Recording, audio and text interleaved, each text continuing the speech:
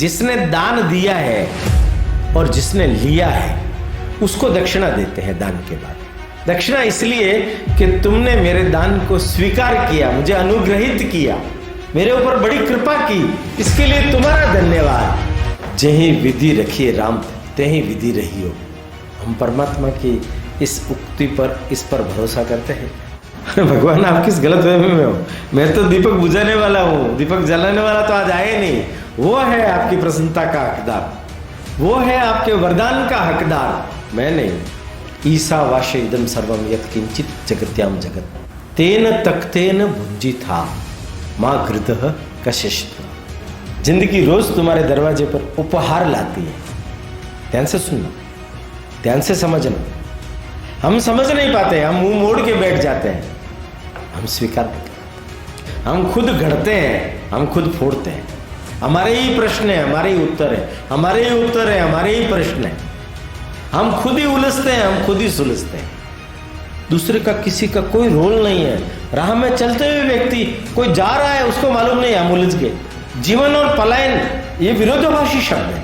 जहां जीवन है वहां पलायन नहीं, जहां पलायन है वहां जीवन नहीं है।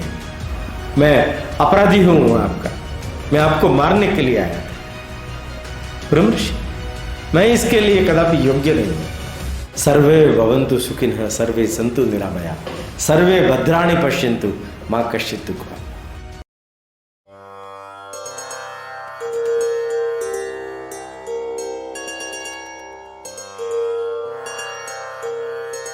हिंदू भूमे सुरक्षार्थ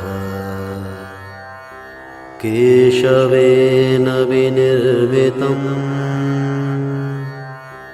यं संघपोषितं येन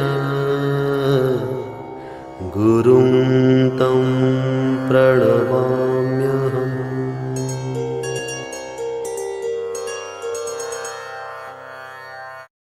समुत्कर्ष समिति से जुड़ी सभी जानकारियां प्राप्त करने के लिए हमारे YouTube चैनल समुत्कर्ष समिति को अवश्य सब्सक्राइब करें।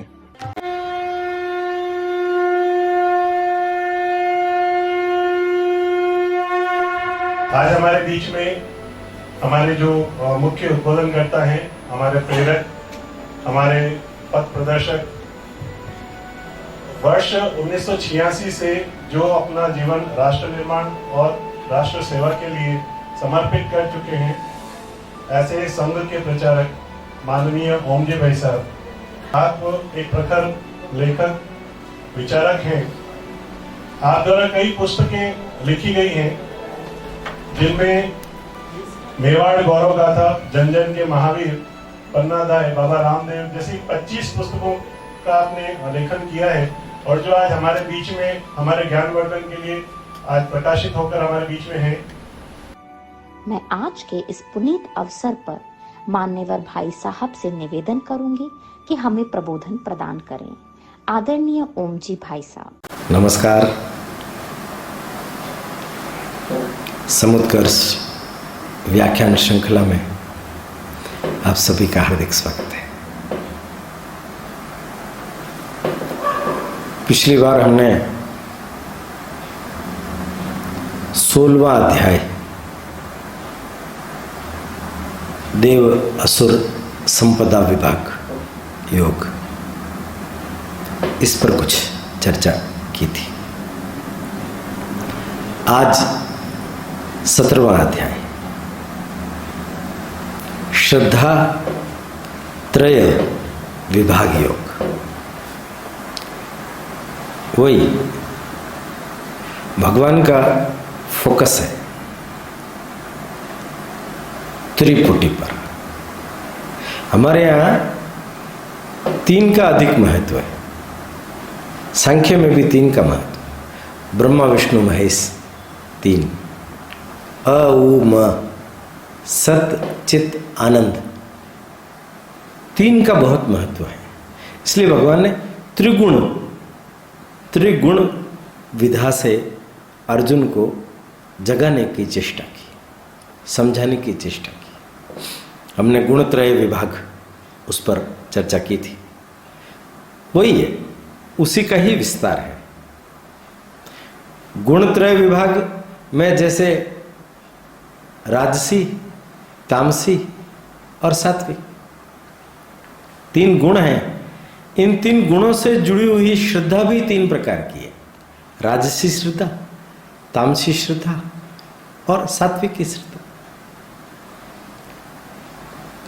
तीनों की मात्रा, जैसा कि हम पहले भी समझ चुके हैं, हर एक व्यक्ति के शरीर में होती है। आप किसकी मात्रा का बैलेंस बढ़ाते हो? आप किस प्रकार की अपने जीवन की शैली को आगे बढ़ाते हो? यह जो अध्याय है, ये एक इस दृष्टि से भी महत्व का है। ये आत्म मूल्यांकन, आत्म संश्लेषण, आत्म परीक्षा, उसके लिए भी इस अध्याय का बहुत महत्व है। बहुत सारी चीजें बताई है भगवान ने। आप थोड़ा ठहर करके, थोड़ा बारंबारता के साथ में इस अध्याय का अध्ययन कीजिए। भगवान ने 3 प्रकार की जो श्रद्धाएं बताई गई है, उनका विस्तार करते हुए इसमें 4 चीजों पर फोकस किया है। पहली चीज है आहार। मैंने किस व्यक्ति का आहार कैसा है, उससे आपके अंदर कौन सा गुण बढ़ेगा और किस श्रद्धा के विकास को लेकर के आप आगे बढ़ पाएंगे, आहार के बारे में भी बहुत विस्तार से बताया गया है। दूसरा, आहार के अलावा भगवान दान, यज्ञ और तप, इन पर भी जोर देते हैं। इनमें भी सब में अलग अलग चीजों के बारे में बताया गया है कि किस प्रकार के गुणों के प्रभाव के कारण से मन के ऊपर, वाणी के ऊपर, शरीर के ऊपर कैसा प्रभाव आता है। कुल मिलाकर के अगर सूत्र में बात कहें तो समझने की बात है। भगवान कहते हैं कि अपने जीवन में इन गुणों का अगर हम संतुलन करते हैं, सात्विकता को बढ़ाते हैं, सात्विकता को बढ़ाते हैं, तो हम सध जाते हैं, हमारी साधना सफल हो जाती है। दूसरा कहते हैं वो, इसके कारण से आप जग जाते हैं, सावधान हो जाते हैं, होश में रहते हैं, क्या खाना है, क्या नहीं खाना है, क्या बोलना है, क्या नहीं बोलना है, किस प्रकार से यज्ञ करना है, उसकी मानसिकता कैसी रहनी चाहिए, कोई फल की आकांक्षा न रखने वाला यज्ञ। फल की प्राप्ति की आकांक्षा अगर रख करके कुछ भी काम करेंगे, वो तमोगुण होगा, रजोगुण होगा। दान भी कर रहे हैं, तप भी कर रहे हैं, यज्ञ भी कर रहे हैं, तो ध्यान किस बात पर देना है? सावधानता पर। जितना व्यक्ति सावधान रहेगा उतना परमात्मा समक्ष आएगा, ब्रह्म का ज्ञान होगा, ब्रह्म को हम जान पाएंगे और गुणातीत अवस्था, इन सब से निर्गुण होकर के गुणातीत अवस्था को प्राप्त करते हुए परमात्मा का साक्षात्कार हम कर सकते हैं। ऐसा भगवान ने इस पूरे पाठ में 17वें अध्याय में हम सब लोगों का दिग्दर्शन किया है। थोड़ा समझने का प्रयत्न करते हैं। तेनाली राम का नाम सुना है? दक्षिण में बहुत बड़े विदूषक। तो काली माता की साधना की उन्होंने। काली माता प्रकट हो गई। प्रकट हुई तो किस रूप में? तो काली माता के 1000 मुख और 2000 भुजाएं, इस रूप में काली माता प्रकट हुई और कहा, पुत्र मांग वरदान। सामने देख रहे हैं तो तेनाली नाम जो है वो पेट पकड़ करके जोर जोर से हंस रहे हैं। मां ने कहा, क्या हुआ तुम्हें? मैं वरदान मांगने के लिए बोल रही हूं, तुम हंस रहे हो। मैं तुम्हारी तपस्या से प्रसन्न हूं। फिर भी ऐसे ही जा रहे हो। तुम तो बड़े विकट हो, तुम्हारा नाम विकट कवि। फिर जोर जोर से हंसने लगे।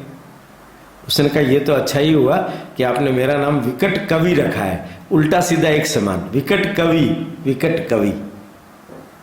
परंतु मेरे एक प्रश्न का जवाब दो।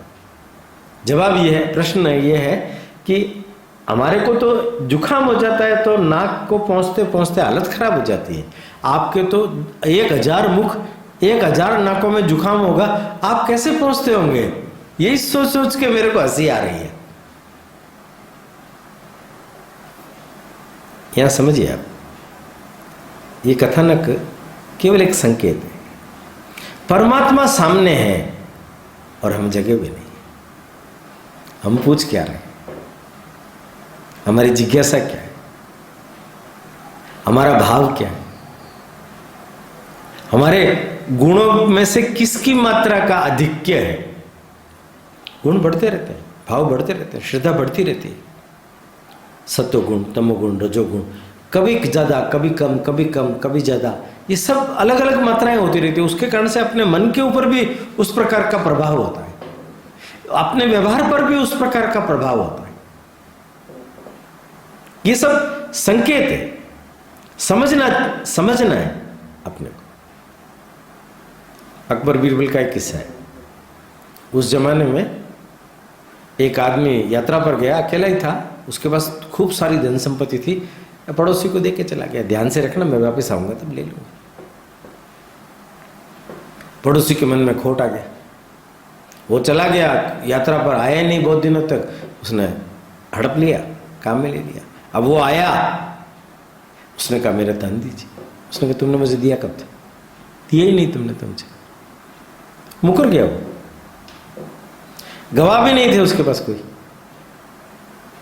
अकबर के पास में गया। अकबर ने कहा मामला बड़ा पेचीदा है, कैसे निपटाएंगे? बीरबल को बोला।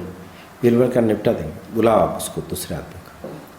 वो दूसरे आदमी को बुलाया। उसको कहा बीरबल ने कि भाई तुम्हारे ऊपर ये आरोप है कि तुमने इसके सारे पैसे हड़प लिए। उसने कहा साहब इसने मुझे पैसे दिए ही नहीं, ये झूठ बोल रहा है। अगर पैसे दिए होते तो कोई गवाह किसके सामने दिए? मुझे तो दिए नहीं। उसको पूछा भाई कोई गवाह है क्या? उनका गवाह तो कोई नहीं, गवाह तो कोई नहीं। हाँ हाँ हाँ, एक पेड़ के नीचे खड़े होकर के मैंने दिए थे। पेड़ के नीचे पक्का है ना? पक्का है। चलो उस पेड़ को गवाही पर बुलाओ। पेड़ कैसे आएगा? आएगा, आप कहना बादशाह ने बुलाया है गवाह देने के लिए, जाओ। तो गया, जा करके पेड़ के पास धीरे धीरे दूर था पहुंचा। इधर काफी लेट हो गया तो बीरबल ने उस आदमी से पूछा कि यार अभी तक आया नहीं है, क्या चक्कर पड़ गया? दूर है क्या पेड़? वो सजग नहीं था, उसके मुंह से निकल गया वो पेड़ बहुत दूर है, इतना जल्दी वो नहीं आ सकता। उनके तुम्हें कैसे मालूम वो पेड़ दूर है? इसका मतलब उस पेड़ के नीचे तुम्हें दिए ना। बीरबल जैसे व्यक्ति ने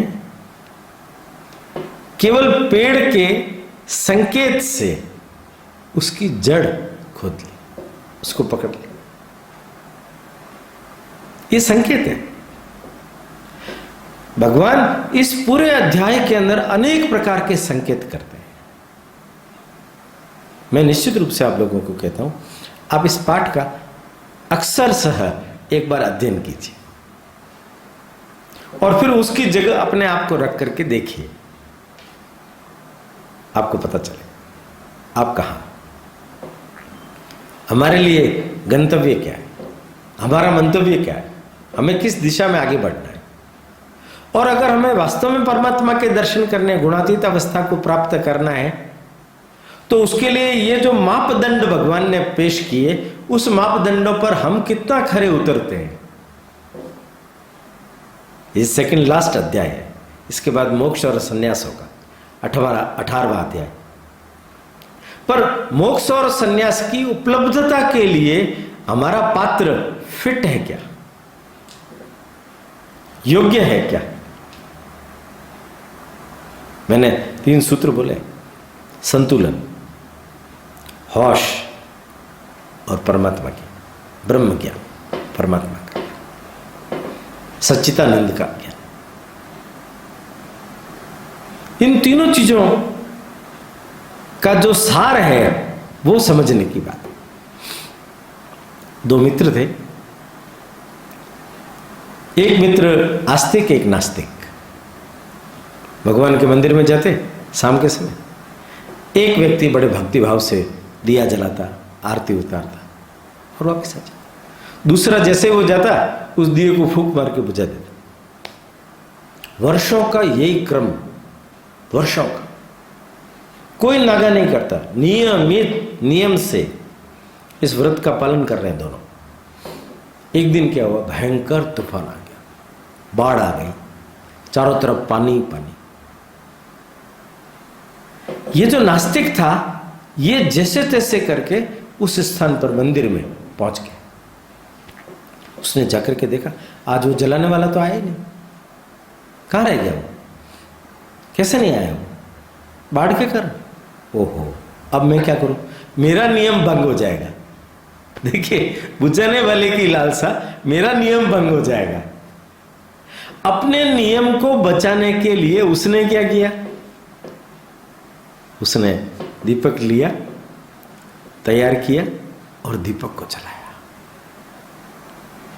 उसके बाद में हाथ जोड़े, भगवान से प्रार्थना की और बाद में दीपक को बुझा दी।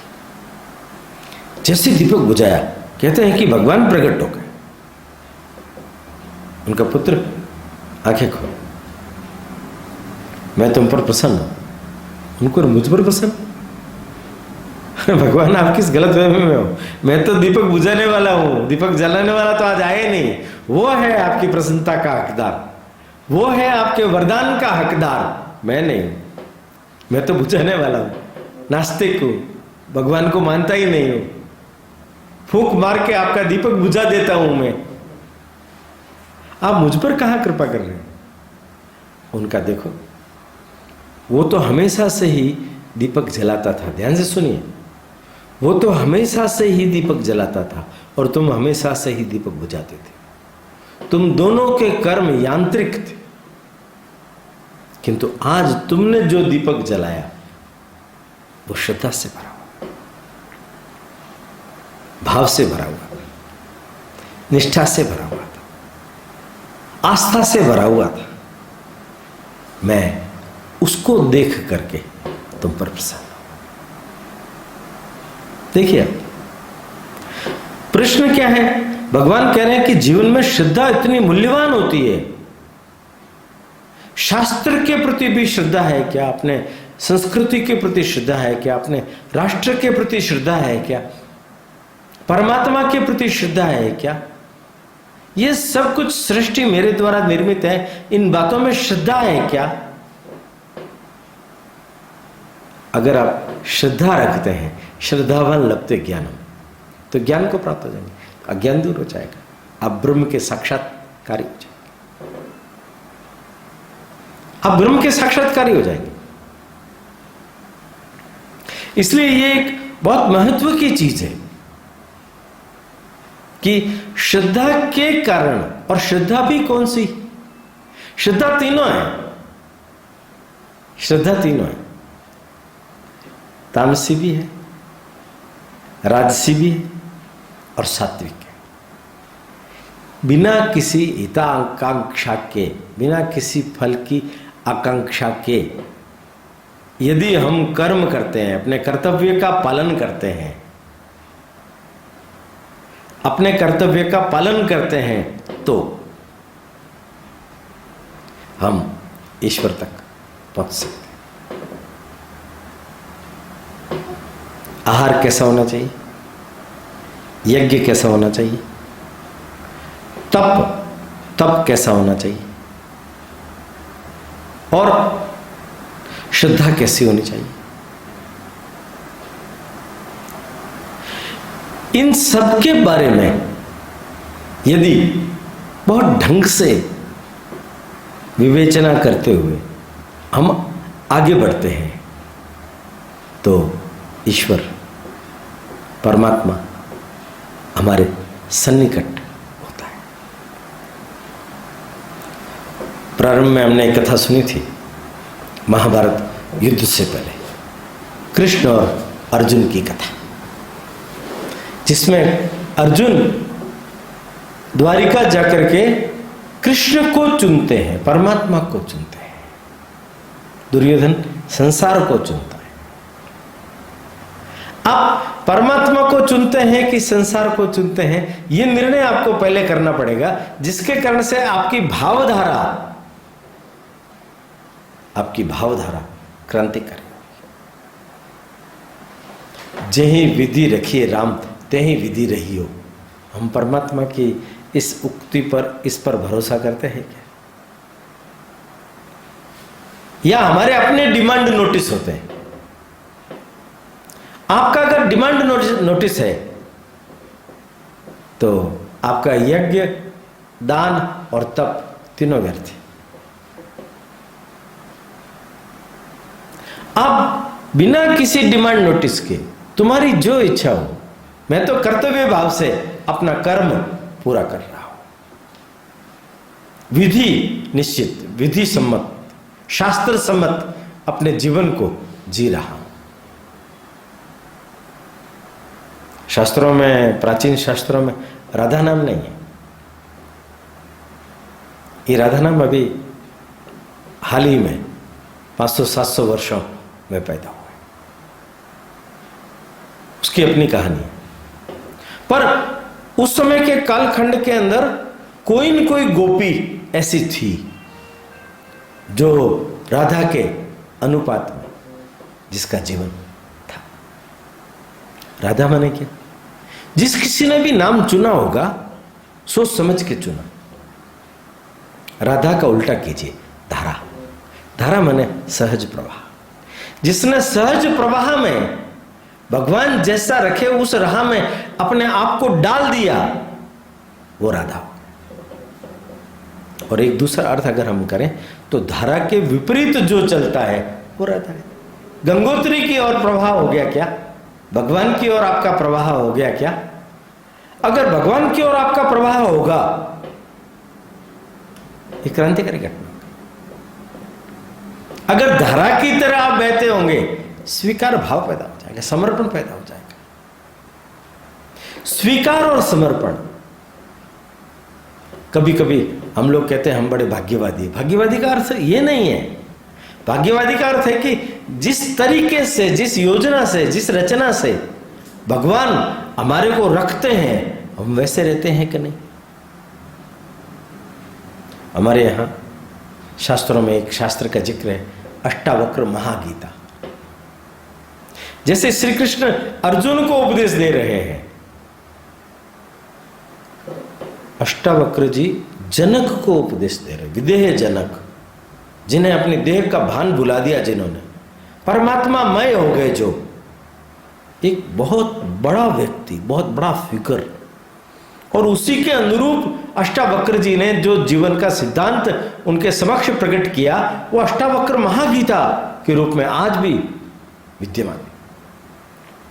ये गीता से भी ज्यादा भारी है, संपूर्ण तत्व ज्ञानों से भी वो भारी है, वेदांत से भी भारी है। पर वो विविध प्रकार की जिज्ञासाओं के माध्यम से जनक जी को परमात्मा का साक्षात्कार कर पा रहे हैं। अष्टावक्र साफ कहते हैं, वो घटना हमने सुनी ना अष्टावक्र जी की, कि जनक के दरबार में पहुंचने पर सारे लोग हंसने लगे। उन्होंने कहा, शरीर से ऊपर उठिए, आत्मा स्थित, आत्मा ही सत्य है, ब्रह्म ही सत्य है। ओम तत् सत, इस अध्याय में भगवान बोलते हैं, मैं जो हूं ओम, तत् वह सत, वह सत्य, उसको तुम मानो, उनको तुम समझो, उसको तुम अपने आचरण में, विचार में लाओ, तो तुम्हारा कल्याण हो जाएगा। ये जो चार खास चीजें भगवान अलग अलग श्लोक में बोल रहे हैं, हमारे प्राचीन उपनिषदों में भी उन सब चीजों का वर्णन है। ईशावास्य इदम सर्वम यत् किंचित जगत्याम जगत तेन तख्तेन भुंजिथा, तेन तख्तेन भुंजिथा मां गृधः कशिष्ट। हमारे यहां चारवाक जैसे व्यक्ति के भी सिद्धांत को मान्यता दी है, पर हम सब लोग जिस पर फोकस करते हैं वो है त्याग पूर्वक भोग। इसमें दान का जिक्र आया है, 3 प्रकार के दानों का वर्णन किया है। सात्विक दान उसको कहा गया है जो आपके कर्तव्य की पूर्ति करता है। कर्तव्य भाव से यदि आप किसी भी काम को करते हैं, आपका दान ठीक है। भारतवर्ष की बड़ी अनूठी परंपरा है, त्याग पूर्वक भोग करो, ये कहते हैं। त्याग पूर्वक भोग करो, ये कहते हैं। और दूसरी बात कहते हैं कि दान अगर दे रहे हो तो दक्षिणा दे दो। बहुत अनूठा शब्द है दक्षिणा, ध्यान से समझिए। दान देते हो, सामने वाले ने धन्यवाद भी नहीं दिया, आपको बुरा लगता है कि नहीं? अरे मैंने तो इसको इतना दिया और इसने मुझे धन्यवाद तक भी नहीं दिया, कृतज्ञता भी व्यक्त नहीं की। कृतज्ञता पूर्वक हम भगवान को भी धन्यवाद देते हैं कि तुमने मेरे लिए जो कुछ भी किया सब अच्छा है, तुम्हारा धन्यवाद, आभार। कोई अपने प्रति कृतज्ञता व्यक्त न करे, बुरा लगता है। दक्षिणा जो शब्द है ना, वो अनूठा है। उसमें जिसने दान दिया है और जिसने लिया है उसको दक्षिणा देते हैं दान के बाद। दक्षिणा इसलिए कि तुमने मेरे दान को स्वीकार किया, मुझे अनुग्रहित किया, मेरे ऊपर बड़ी कृपा की, इसके लिए तुम्हारा धन्यवाद, माने दक्षिणा। देखिए हम कितने चिंतनशील हैं। हम डिमांड नोटिस पर नहीं है, हम दूसरे से मांग नहीं रहे हैं। उसने ले लिया, स्वीकार कर लिया, इसलिए और उसको दे करके अनुग्रहित हो रहे हैं, उसके प्रति हम कृतज्ञ हो रहे हैं। दान वाणी से भी हम दूसरे का भला करते हैं, अच्छा सोचते हैं, उसका बुरा ना हो इसका विचार करते हैं, तब है। यज्ञ इत्यादि जितने भी कर्म संसार के हैं हम पूरे करते हैं, शास्त्र विधि से पूरे करते हैं, पर कोई हेतु नहीं होता। सर्वे भवन्तु सुखिनः, सर्वे सन्तु निरामया, सर्वे भद्राणि पश्यन्तु मां कश्चित् दुःखभाग्। परोपकाराय पीड़ाय, दूसरे की पीड़ा के निवारण के लिए अपने जीवन को अर्पित करने वाले लोगों का समूह इस भारतवर्ष में होता है। अब इन चीजों को समझिए। आहार सात्विक होगा, भाव सात्विक होगा, श्रद्धा सात्विक होगी, आपका यज्ञ सात्विक हो जाएगा, आपका दान सात्विक हो जाएगा, आपका तप सात्विक हो जाएगा।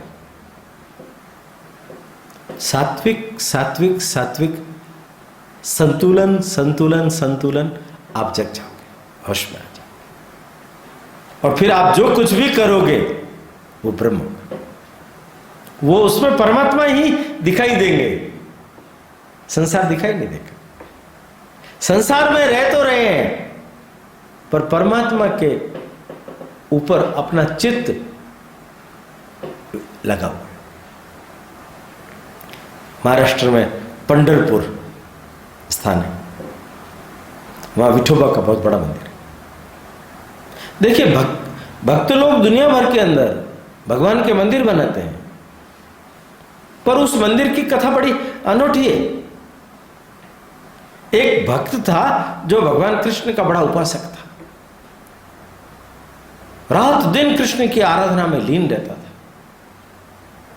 कृष्ण उसकी भक्ति पर प्रसन्न हो गए, एक दिन प्रकट हो गए।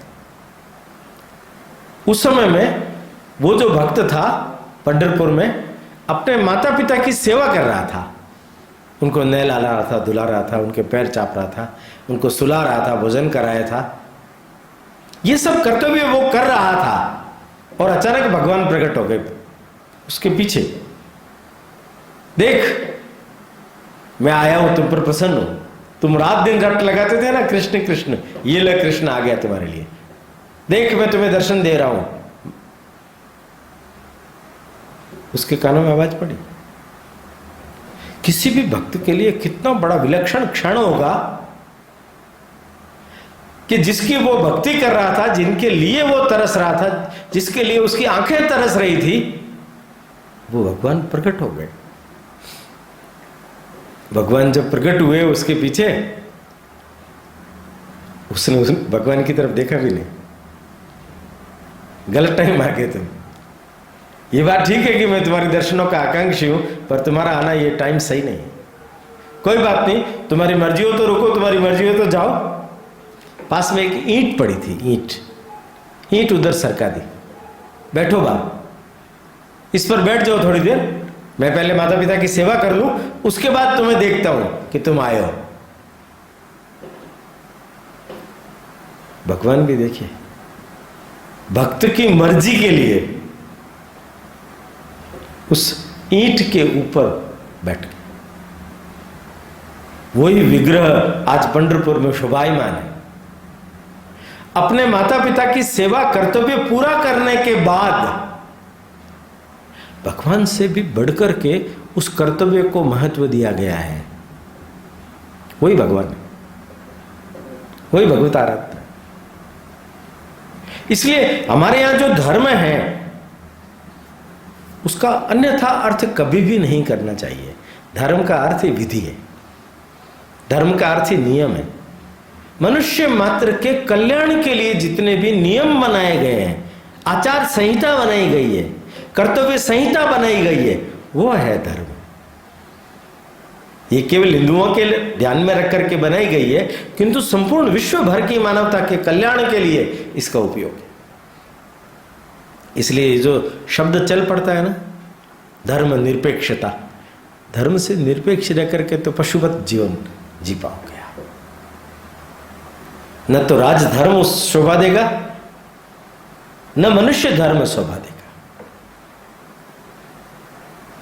अपने कर्तव्य को प्रामाणिकता से पूरा करते हैं क्या? यही संतुलन है ना। देखिए, भगवान को विश्राम करवा दिया, कर्तव्य पूरा कर। जीवन में इतना जिसके प्रति बड़ा भयंकर व्यक्ति व्यग्र था, क्षण आया तो भी उस क्षण को बैठो विठोबा। पंढरपुर का विठोबा का मंदिर देश भर के अंदर अपने आप में अलौकिक, जो इस कर्तव्य बोध की प्रेरणा देता है, कर्तव्य बोध की प्रेरणा देता है। ये श्रद्धा त्रय विभाग यही है कि जो आपको अपना आत्म मूल्यांकन करके, अपनी आपकी परीक्षा करके, उस मापदंड पर आप कसौटी पर खड़ा कर रख करके देखिए, मैं कहां हूं, मैं कहां स्टैंड कर रहा हूं, मुझे अब कहां जाना है, किधर जाना है, किस तरीके से जाना है, पद्धति क्या है।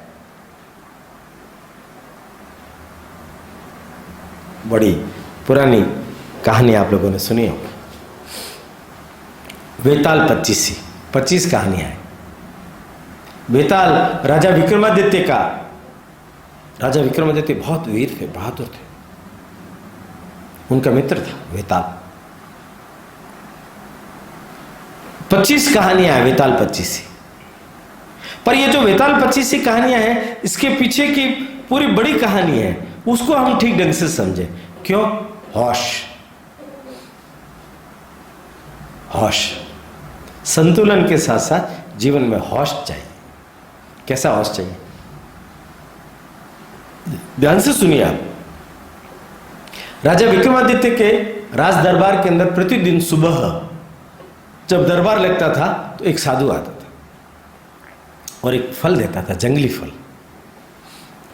राजा भी देखता था, यार साधु जंगल से आता है, जंगली फल लेके आता है, इसका कोई मतलब नहीं है, क्यों लाता है ये? और वो साधु रोज ही ला रहा है। राजा भी रोज उससे ले रहा है मुस्कुरा करके। पास में मंत्री खड़ा, उसको दे देता।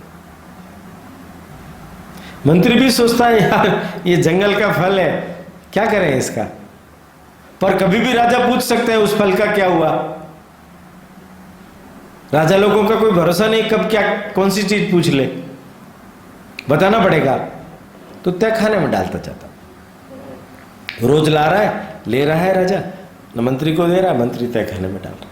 1 साल हो गया, 1 साल हो गया, नियमित क्रम चल रहा है। एक दिन क्या हुआ, वो साधु फल लेकर के आया, तो राजा के हाथ में दिया, तो राजा का पालतू बंदर पास में बैठा था, उसने वो फल अपने हाथ में ले लिया। राजा ने बंदर की ओर देखा, बंदर ने उसको काटा। जंगली फल था, खाने योग्य नहीं था, किंतु जैसे उसने उसको काटा, उसके टुकड़े हुए, उसमें से एक बड़ा चमकता हुआ हीरा वो दिखाई दिया, बड़ा चमकता हुआ हीरा। राजा एकदम भौचक, हीरा, फल के अंदर हीरा, अरे इसका मतलब इतने समय से जो फल आ रहे थे उन सब में हीरे। मंत्री को पूछा बाकी फल क्या है? कहा वही देखा नहीं, बदबू आ रही थी भयंकर। देखा सबने जाकर के, वो हीरे चमक रहे थे उसके पीछे। राजा जग गया, सो रहा था हमेशा, फल आ रहे थे, ले रहा था, दे रहा था, यांत्रिक तरीके से उसका निर्वाह हो रहा था, पर कभी उसने सोचा नहीं था कि हीरे आ रहे हैं। जग गया राजा, होश में आ गया राजा, साष्टांग दंडवत साधु के समान। ये कोई सामान्य साधु नहीं है, ये कोई विशेष साधु है। हाथ जोड़, क्षमा, मैंने ध्यान नहीं दिया। साधु ने बड़े अच्छे वचन बोले। साधु ने कहा कि जिंदगी रोज तुम्हारे दरवाजे पर उपहार लाती है, ध्यान से सुनना, ध्यान से समझना। हम समझ नहीं पाते, हम मुंह मोड़ के बैठ जाते हैं। जिंदगी हर रोज आपके दरवाजे के ऊपर उपहार लेकर के आती है, हम स्वीकार नहीं कर पाते, हम समझ नहीं पाते, क्योंकि हम होश में नहीं। बेहोशी के आलम में ना मालूम हम किस प्रकार का व्यवहार किए जा रहे हैं, ये अपने को मालूम नहीं। अपना कर्तव्य क्या है उसका बोध रहता ही नहीं। रिसेप्शन कैसा होना चाहिए इसका बोध रहता नहीं। अनावश्यक बातों में अपने मन को उलझा कर, मारवाड़ी में हमारे यहाँ एक बड़ी अच्छी बात है, हम खुद घड़ते हैं, हम खुद फोड़ते हैं। हमारे ही प्रश्न है, हमारे ही उत्तर है, हमारे ही उत्तर है, हमारे ही प्रश्न है। हम खुद ही उलझते हैं, हम खुद ही सुलझते हैं। दूसरे का, किसी का कोई रोल नहीं है। राह में चलते हुए व्यक्ति कोई जा रहा है, उसको मालूम नहीं, हम उलझ गए। ये संसार, ये संसार। आप अगर अपनी गति से, अपनी मस्ती में, अपने लक्ष्य के पर उन्मुख रहते हुए अगर आप चल पाएंगे, जीत जाएंगे। अन्यथा लोग आपको परेशान करके भंवर में चक्री बम कर देंगे। साधु ने कहा जिंदगी रोज नित नए उपहार लेकर के आती है तुम्हारे द्वार, तुम सजग कहां, तुम होश में कहां, तुम्हें मालूम ही नहीं। राजा जग गया था। राजा ने कहा कि अब आज्ञा कीजिए, क्या चाहते हैं? उनका मैं सन्यासी हूं, मैं कोई एक यज्ञ का अनुष्ठान कर रहा हूं, स्वर्ण पुरुष यज्ञ का अनुष्ठान कर रहा हूं। इसके लिए मुझे किसी एक वीर व्यक्ति की जरूरत है। ध्यान से सुनिए आप, वीर शब्द तो सुना होगा आपने, महावीर भी सुना होगा आपने। वीर का मतलब होता है, भय तो सबके मन में होता है, मैंने पहले भी बताया है आपको। निर्भय, निर्भय नहीं, जो अभय है वो वीर होता है। वीर को भी भय लगता है, पर वो भय से भिड़ जाता है, इसलिए भय हार के भाग जाता है, इतना ही है। कायर डर जाता है, वो जिंदगी से भी भाग जाता है। जिंदगी में कितनी कायरता होती है, कितने मोर्चे छोड़ करके आदमी भाग गया, भिड़ता नहीं है, संघर्ष नहीं करता, जीतता नहीं है, भागता है। प्राथमिकता पलायन को है, प्राथमिकता पलायन को है, संघर्ष को नहीं, जीवन को नहीं है। जीवन और पलायन ये विरोधाभासी शब्द है। जहां जीवन है वहां पलायन नहीं, जहां पलायन है वहां जीवन नहीं है। अगर वास्तव में जीवन को हम समझते हैं तो वीर बनना पड़ता है। उनका तुम वीर हो, मुझे तुम्हारी सहायता की आवश्यकता है। मैं अनुष्ठान कर रहा हूं, अमावस की गहरी काली रात, मरघट शमशान पर मैं अनुष्ठान करूंगा, तुम शाम को आ जाना। इतना बोल दिया कि तुम वीर हो, पीछे हटने का सवाल ही नहीं था। हाँ भर दिए, मत देते। चला गया साधु। उनका वो जो मित्र था वेताल, वो आया, ये बदमाश है, ये तांत्रिक है, ये तुम्हें फंसाने के लिए आया है, ये तुम्हें फंसाने के लिए आया है। कैसे? कहा कि ये स्वर्ण पुरुष का अनुष्ठान कर रहा है, ये तुम्हें कहेगा तुम वहां से लाश लेकर के आओ। तुम जब लाश लेकर के वहां पहुंच जाओगे तो लाश को लेकर के परिक्रमा यज्ञ की करवाएगा और फिर तुम्हें धक्का दे करके यज्ञ में डाल देगा। शुद्ध पुरुष अगर उस यज्ञ अग्नि के अंदर गिर जाता है तो उसका जो संपूर्ण शरीर है सोने का हो जाता है। और उसकी विशेषता ये रहती है कि उसको निकाल के अपने पास रख लो, रात को उसका आवाहन करके उसका पैर काट दो, सोना आप ले लो, काम में ले लो, सुबह देखोगे तो वापस पैर बढ़ा हुआ मिलेगा। माना अकूत धन संपदा, कभी खत्म न होने वाली, इसका अनुष्ठान कर रहा है। ओहो, तब क्या करूं मैं? उनका तुम्हें कुछ नहीं करना, जब तुम लाश लेकर के जाओगे मैं वहां रहूंगा। वो जब तुम्हें चक्र लगाने के लिए, यज्ञ की परिक्रमा करने के लिए बोले, तब तुम करना उनको कि एक बार आप करके दिखाओ। जैसे वो एक परिक्रमा पूरी कर दे, तुम धक्का मार देना, वो स्वर्ण पुरुष अपने को प्राप्त हो जाएगा। राजा अब होश में, राजा अब होश में चला गया। बड़ी मजेदार कहानी है, ध्यान से सुनो। राजा जब मरघट में पहुंचा तो वो अनुष्ठान कर रहा था और उसने कहा पास में एक बरगद का पेड़ है, उस पर लाशें टंगी हुई है, एक लाश लेकर के जाओ जल्दी। वो गया और जाकर के उसने देखा तो लाशें टंग रही थी बरगद के पेड़ पर। चढ़ गया ऊपर, डर तो लगा, एक बार हृदय कंप गया, पर हिम्मत से ऊपर चढ़ गया और जाकर के उसने अपनी कटार निकाली और एक डोरी काटी। वो लाश धड़ाम से नीचे गिरी। नीचे गिरी तो जोर जोर से हंसने लगी। उसने बोला क्या हुआ? तो वापस टंग गए। अरे उनका, तुम अगर बोलोगे, तुम्हारे मुंह से अगर शब्द निकलेगा, तुम्हारे मन से भी यदि शब्द निकलेगा तो लाश वापस टंग जाएगी। तुम अगर इस लाश को वहां तक ले जाना चाहते हो तो तुम्हें मौन साधना करनी पड़ेगी। मौन, तुम्हारे मन में प्रश्न ही ना उठे, उत्तर ही ना उठे, कुछ बात ही ना उठे।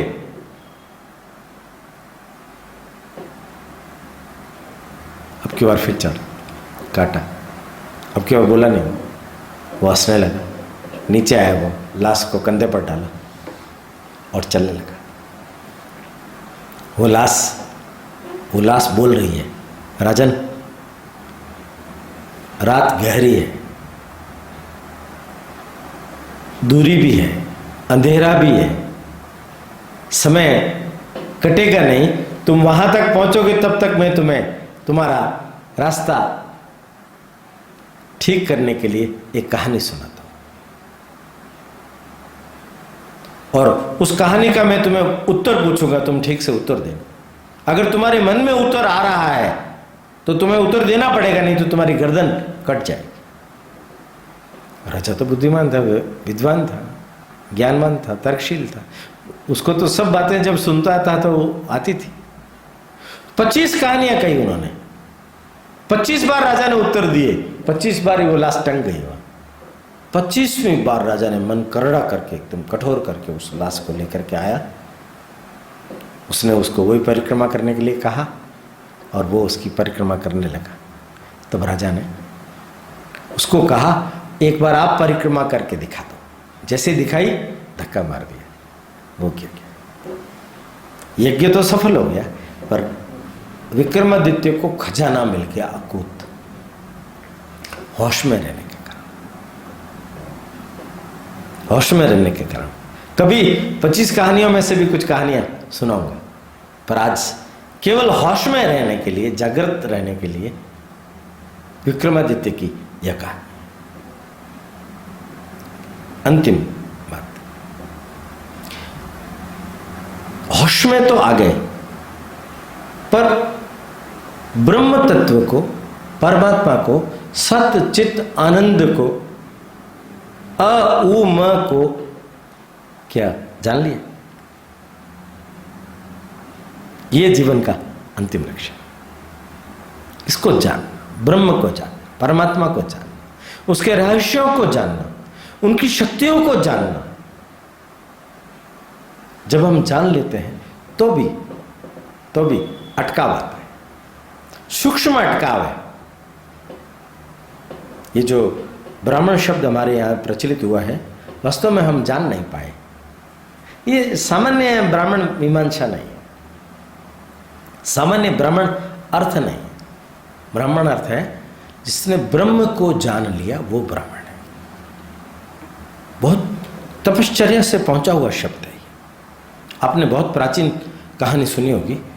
विश्वामित्र करके एक राजा हुए, उन्होंने ब्रह्म ऋषि में इतनी ताकत होती है, उसको ध्यान में रख करके साधना की, प्रचंड तपस्या की, प्रचंड तपस्या, कोई सानी नहीं है उनका, अतुल्य तपस्या।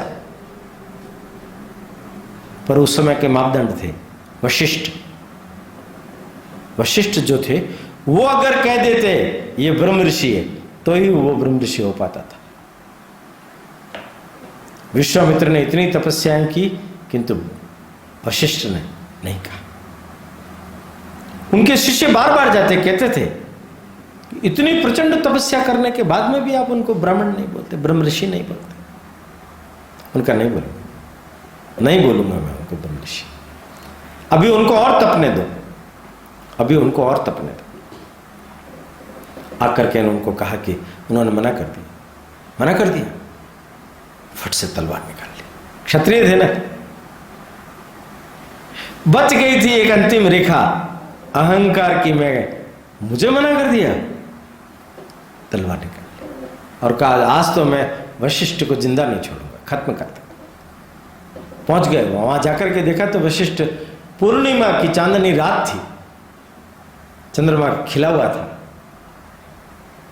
उस समय बैठे हुए थे सब, उनके शिष्य बैठे हुए थे, उनकी पत्नी अरुंधति बैठी हुई थी, सब चर्चा कर रहे थे।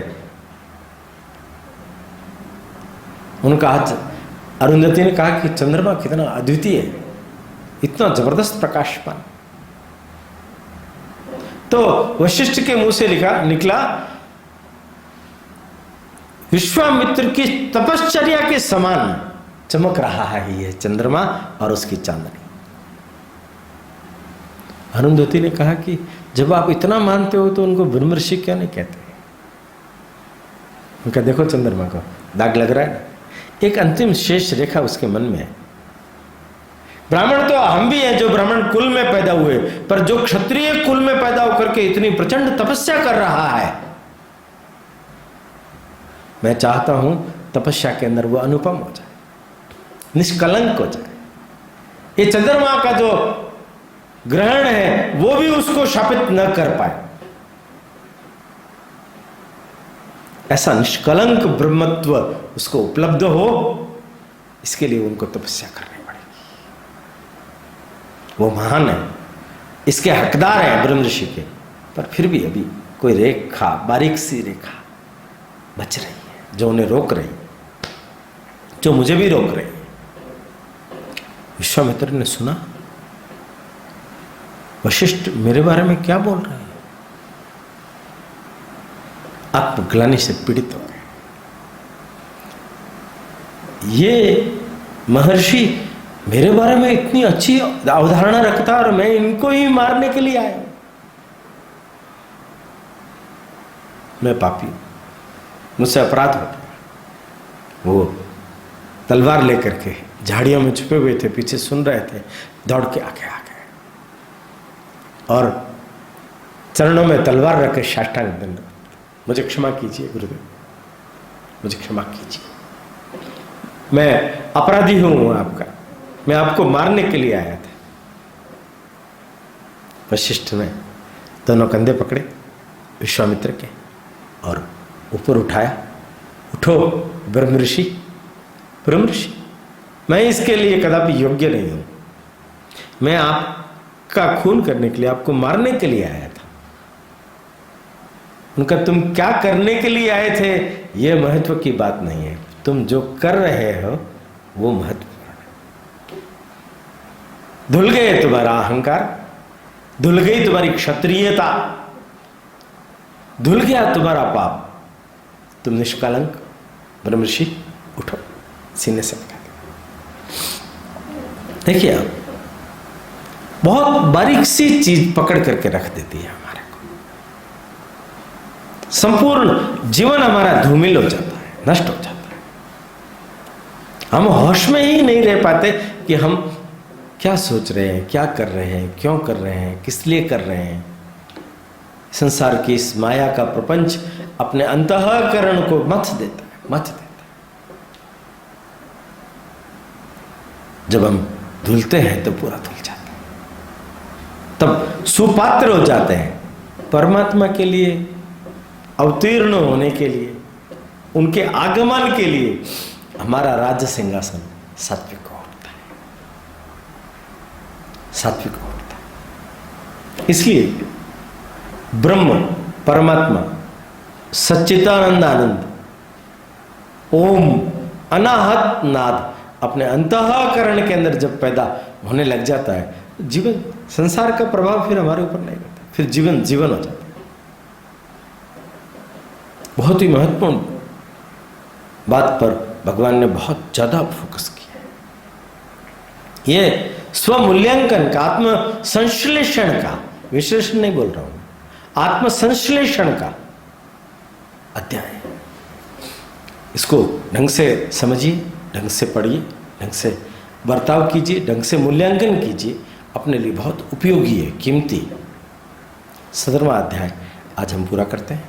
अगली बार में 18वां और अंतिम अध्याय गीता का, मोक्ष संन्यास योग, उसके साथ साक्षात्कार करेंगे। तब तक के लिए विश्राम, विराम। समुत्कर्ष समिति से जुड़ी सभी जानकारियां प्राप्त करने के लिए हमारे YouTube चैनल समुत्कर्ष समिति को अवश्य सब्सक्राइब करें। आप सभी का समुत्कर्ष समिति के प्रति यही स्नेह और आत्मीय भाव बना रहे। धन्यवाद।